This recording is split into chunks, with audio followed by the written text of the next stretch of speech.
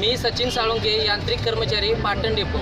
काल दिनांक 27 ऑक्टोबरपासून महाराष्ट्र राज्य परिवहन महामंडळातील सर्व संघटना मिळून अशी एक कृती समिती स्थापन केली आहे व आझाद मैदानावर आमरण उपोषण चालू केलेलं आहे. आमच्या प्रमुख मागण्या अशा आहेत की राज्य परिवहन महामंडळातील कर्मचाऱ्यांना गेली 2 वर्ष खूप हालाकीत आणि ते आर्थिक संकटात काम करत आहेत. त्यांचा वेळेवर पगार होत नाही.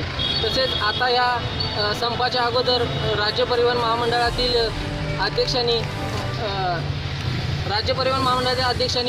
2,500 रुपये बोनस व फक्त 5% महागाई भत्ता अशा ह्या तुटपुंज्या आर्थिक मागणीवर आम्हाला समाधान करावं लागलं आहे. 2,500 हा बोनस काय आमच्यासाठी पुरेसा नाही, तर आम्हाला मिनिमम 15,000 रुपये बोनस मिळाला पाहिजे व महाराष्ट्र राज्याला प्रत्येक वेळी जी महागाई भत्त्यासाठी, घरभाडे या छोट्या छोट्या कारणासाठी ज्या संप आंदोलन करावं लागते, प्रत्येक वेळी दिवाळीच्या काळात आम्हाला संप आंदोलन करावं लागते. याचं प्रमुख कारण म्हणजे आम्ही राज्य शासनात विलीन नाही, फक्त हा राज्य शासनाचा उपक्रम म्हणून आम्ही इथं काम करतोय.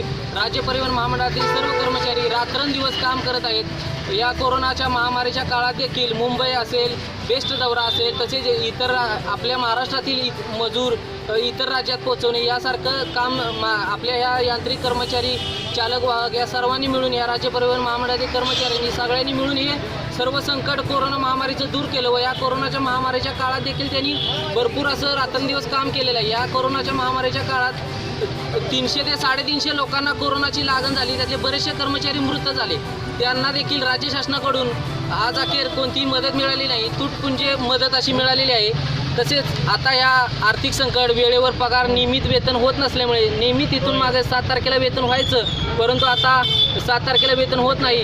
कर्मचाऱ्याला आशा असतात 7 वेतन 10 तारखेला होईल, 15 तारखेला होईल. अशा ह्या आर्थिक विवेचनेने जाताना जवळजवळ 27 कर्मचाऱ्यांनी आत्महत्या केलेल्या आहेत. या कर्मचाऱ्यांची येणारी दिवाळी कशी असेल याचा जर आपण विचार केला तर डोळ्यातनं अश्रू थांबत नाही आहेत. म्हणून माझी एवढीच राज्य शासनाला, सरकारला व ST प्रशासनाला एवढीच विनंती आहे की आम्हाला सरसकट सर्वांना राज्य शासन कर्मचारी म्हणून घोषित करा, म्हणजे पुन्हा पुन्हा वारंवार संप आंदोलन करण्याची वेळ येणार नाही.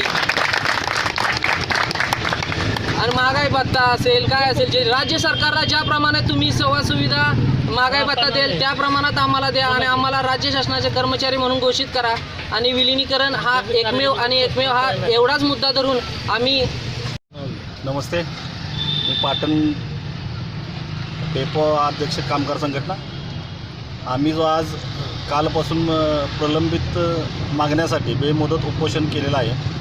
आमच्या मागण्या अशा आहेत राज्य सरकारापाशी, शासकीय कर्मचाऱ्याप्रमाणे 28% महागाई भत्ता मिळाला पाहिजे. वेतनवाढीचा जो दर आता आम्हाला राज्य शासन देतं आहे ते देतं आहे 2%, पण करारात ठरलेलं आहे 3%.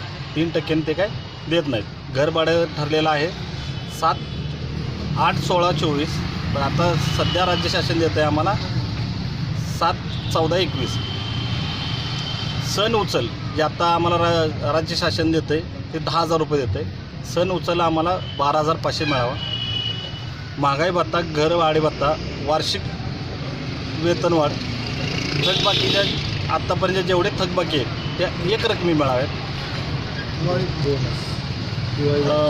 आता जो राज्य शासनानं आम्हाला सानुग्रह अनुदान हा 2,500 रुपये दिलेला आहे. मुळात कर्मचाऱ्यांना 2,500 रुपये आणि अधिकाऱ्यांना 5,000 रुपये. जो रस्त्याला चालतो, जो पैसे गोळा करतो, त्या कर्मचाऱ्याची चक्क या शासनानं चेष्टा केलेली आहे. आज 5,000 रुपये अधिकाऱ्यांना, का तर ते टेबलखाली, फॅनखाली बसतात म्हणून त्यांना 5,000 रुपये.